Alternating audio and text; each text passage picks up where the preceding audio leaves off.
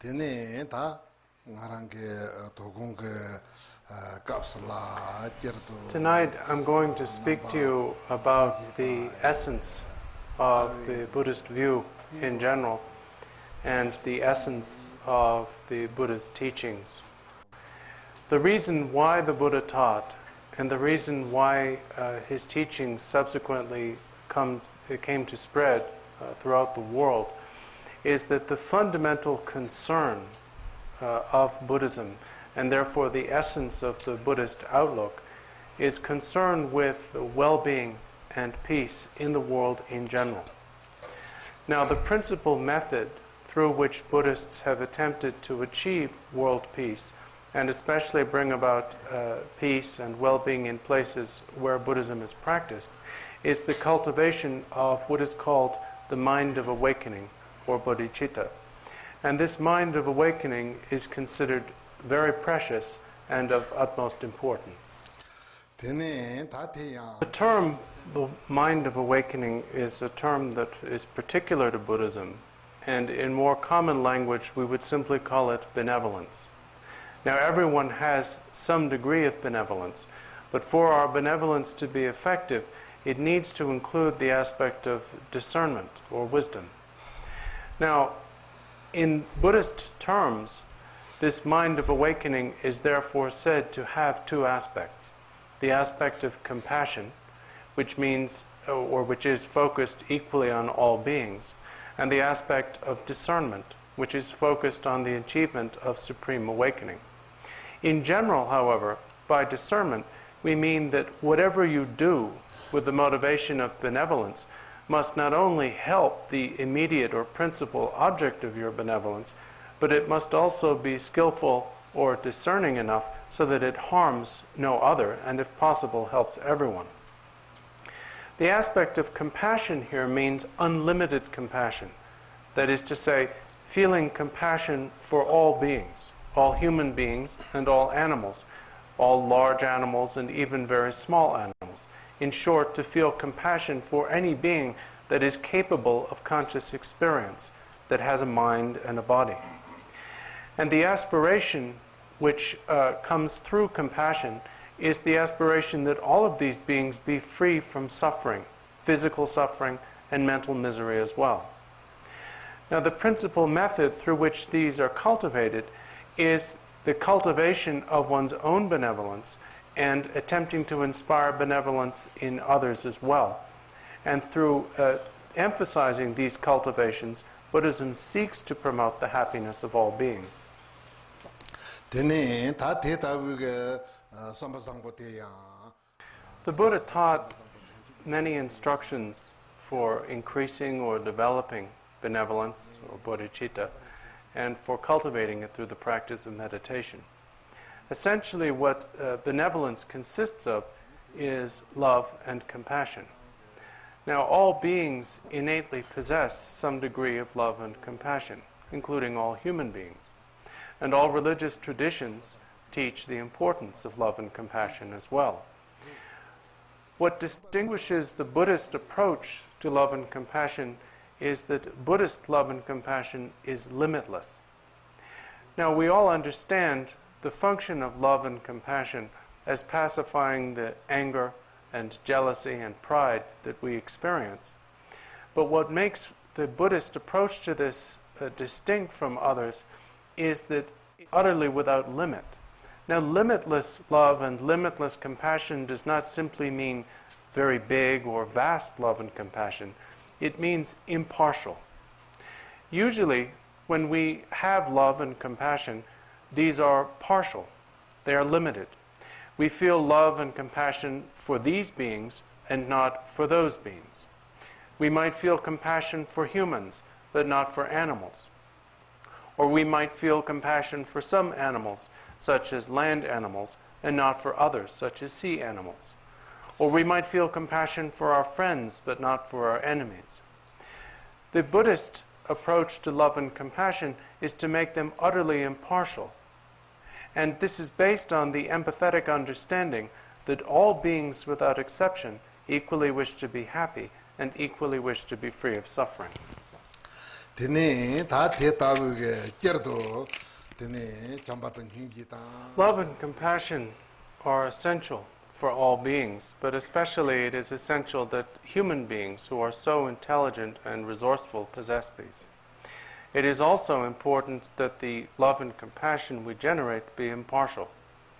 It is through the presence of impartial love and compassion that one can generate a state of well-being and peace in the world, or within any one country, or within any one family.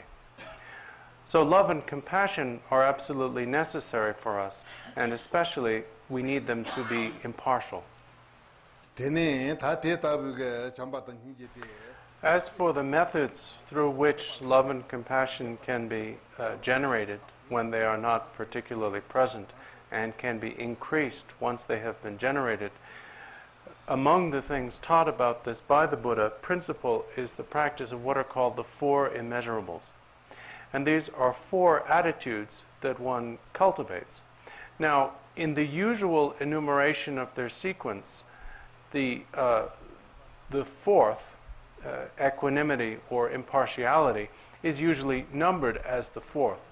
But when one actually cultivates them as separate practices or states of mind, one must begin with impartiality first. The reason is that we already possess some degree of love and compassion, but what limits this is its partiality. So the first thing we need to do in expanding our love and compassion is to get rid of the partiality which limits or distorts them. So therefore the first thing to be cultivated is the state of impartiality, which here means an attitude of equanimity toward beings in the sense of not being attached to some or preferential to some, and not being averse to others. And this attitude needs to be cultivated in a manner that includes all living beings, both human and animals.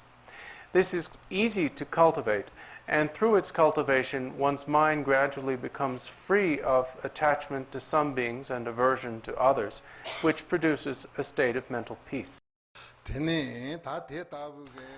When the cultivation of immeasurable impartiality is stable enough that this attitude is continually present in your mind and you do not forget it, then you can move on to the cultivation of actual love and compassion. Compassion in this case refers to the wish that beings be free of suffering and the causes of suffering.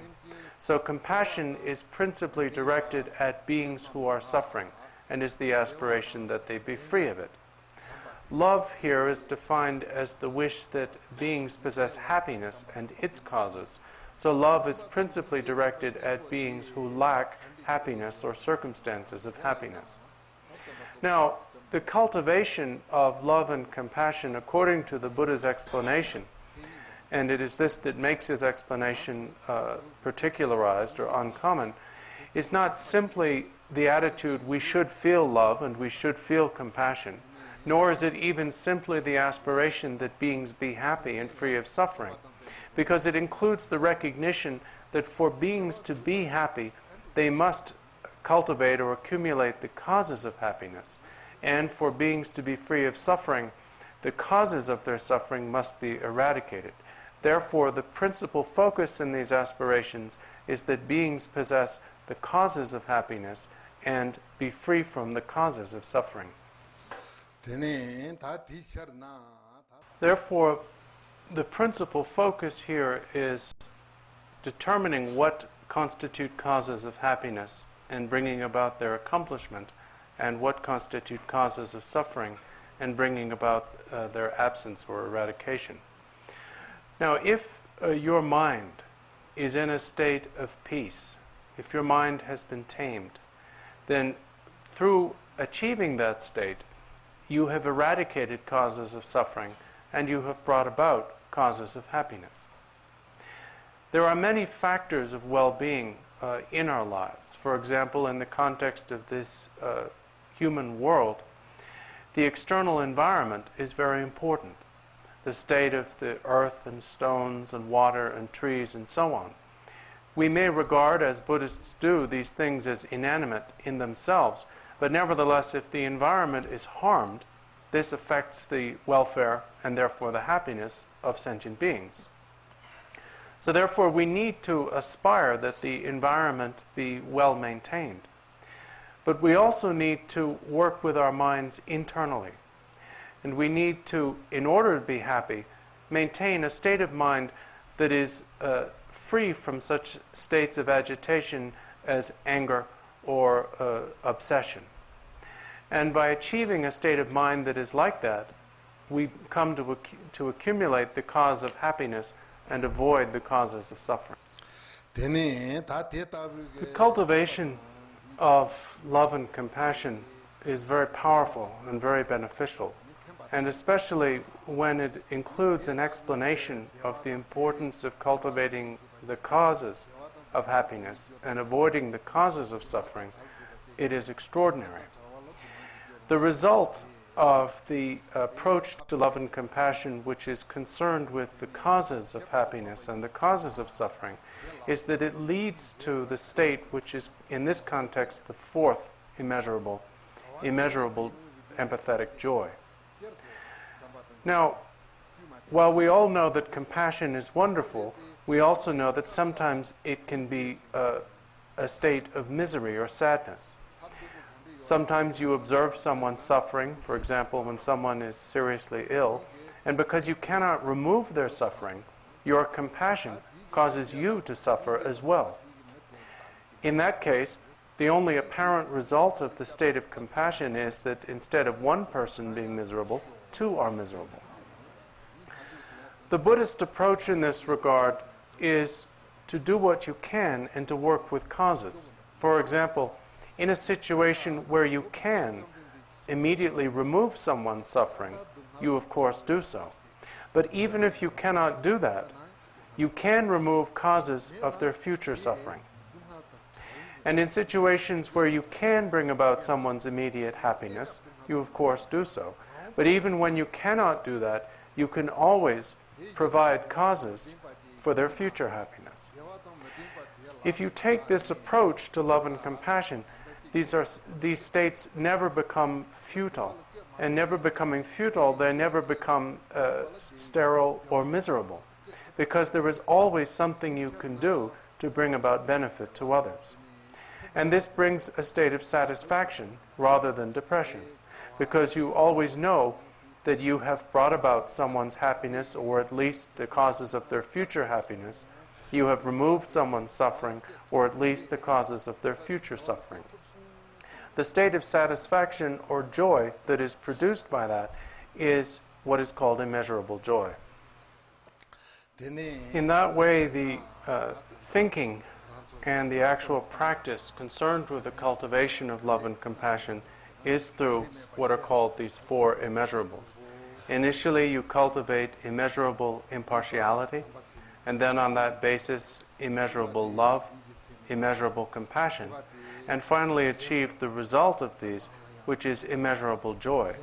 And the joy comes, as I mentioned, from the satisfaction of knowing that you are actually benefiting not only yourself, but also others.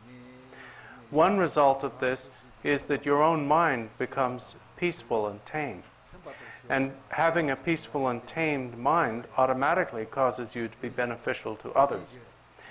But through this type of approach, your benefit for others is not limited to a few. You actually benefit many. Therefore, this is the real basis of the Buddhist outlook, the reason for Buddhist practice, and the reason why Buddhism has spread throughout the world, because of its basic concern with the benefiting and accomplishing the happiness of all beings. I'm going to stop with that for this evening. Many of you here are committed Buddhist practitioners, some of whom have come from a great distance to hear these explanations and practice together. And in order to do so, you've temporarily cast aside all your other activities and responsibilities, and I'd like to express my appreciation to all of you for this, and my gratitude to you for your devotion to the Dharma. Also, since this is a public talk this evening, I know there must be many of you from this locality or area, and I thank you also for coming to hear me. I'd also like to express my sincere gratitude to the Manitou Foundation for its many gifts of land to representatives of various traditions, including the Nyingma and Kagyu traditions of Tibetan Buddhism, in recognition of the fact that we have extraordinary instructions and that the preservation of these instructions for the benefit of future generations is of great importance.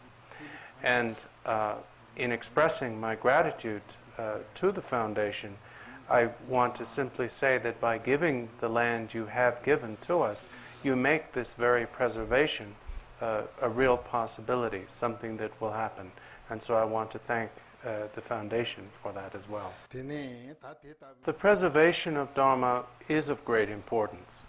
For example, the translation into Tibetan of the Buddha's teachings consists of more than 100 large volumes.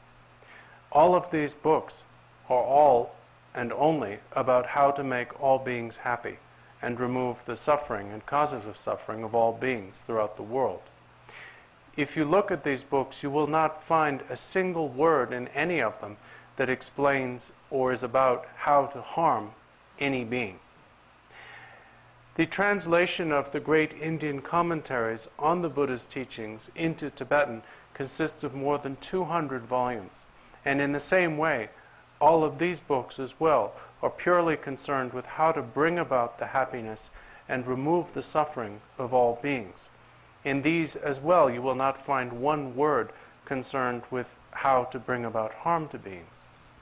Therefore, these texts, representative of the tradition of Dharma, are a treasure of this world and for this world. In recognition of that, for thousands of years, they have been preserved in many countries and many cultures. And in the same way, recognizing that ourselves, we must continue their preservation for the sake of our own and future generations. In a sense, the books are really merely symbolic of Dharma, and the essence or life of Dharma is the actual practice of it and study of it by living human beings, by people. And therefore, I especially want to thank all of you in this community who have been so involved in providing a place where this living practice and study and implementation of these traditions can be conducted, and thereby the traditions be preserved. Any questions? You mentioned something about the future, trying to make people happy in the future, affecting their future. How do you do that? Primarily, happiness depends upon one's mind. So when someone is suffering, the most effective way of relieving their suffering or alleviating their suffering is to cause or inspire them to pacify their minds and develop a state of benevolence themselves. Now, if someone develops this quickly or immediately, then there will be a quick or immediate alleviation of some of their suffering. But even if they do not, if by communicating the possibility of a state of tranquility and benevolence to someone, you establish the possibility of their gradually developing that state in the future, you have created the basis for their future alleviation of suffering. You spoke about how when helping another, whether causing future happiness by taking away future causes of suffering, or by causing an immediate turn of events, one feels a certain satisfaction. How does one prevent that from becoming sort of prideful and therefore preventing you from continuing to give selflessly? Well, what prevents the degeneration of the empathetic joy into pride is the fact that your whole motivation in all of this remains benevolent. And therefore, it's not really about you or about what you've done from the beginning. For example, your satisfaction can be produced by the thought, I was able to remove or alleviate this person's suffering, or I was unable to do that, but I was enabled to create a situation where their suffering will be alleviated in the future. Or I was unable to do that, but at least I was enabled to establish a tendency to be free of suffering in them, and so on. Regardless of the situation, there's always ground for satisfaction. But the satisfaction is based upon a concern for the person, not upon any sense of personal accomplishment within yourself. Now, nevertheless, as ordinary people, from time to time, there may be a moment of pride based upon something you've actually achieved for the benefit of others. But if you continue to develop and grow spiritually, the pride will not keep pace with the compassion.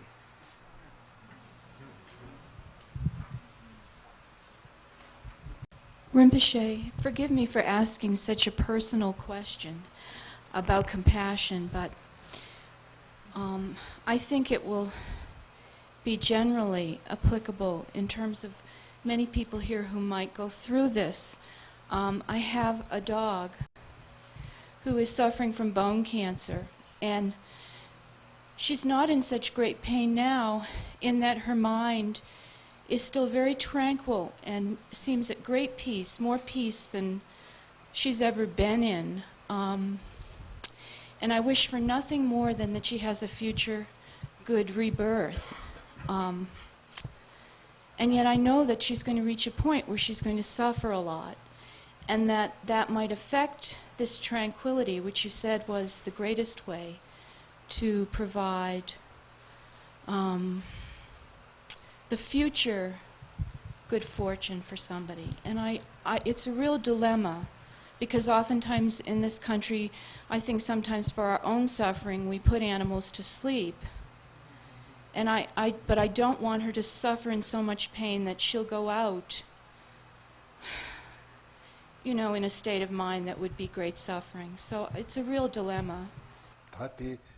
It seems that putting animals to sleep in this type of situation does not actually help the animal at all, because the cause of their suffering is karmic. And when they're put to sleep, while we no longer see them suffering, they continue to suffer as long as the karma is not exhausted.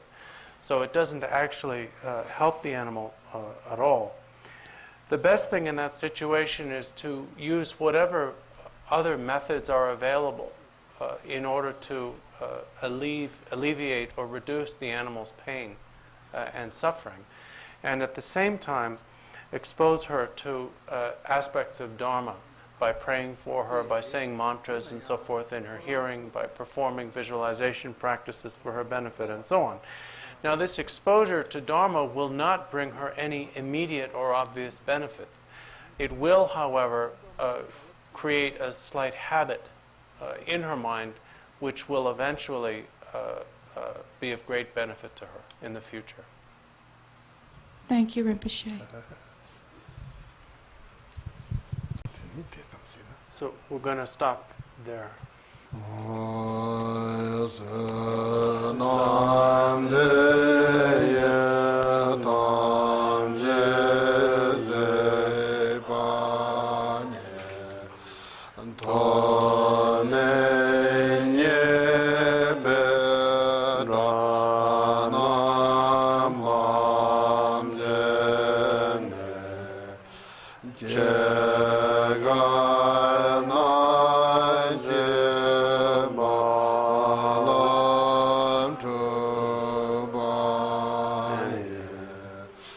The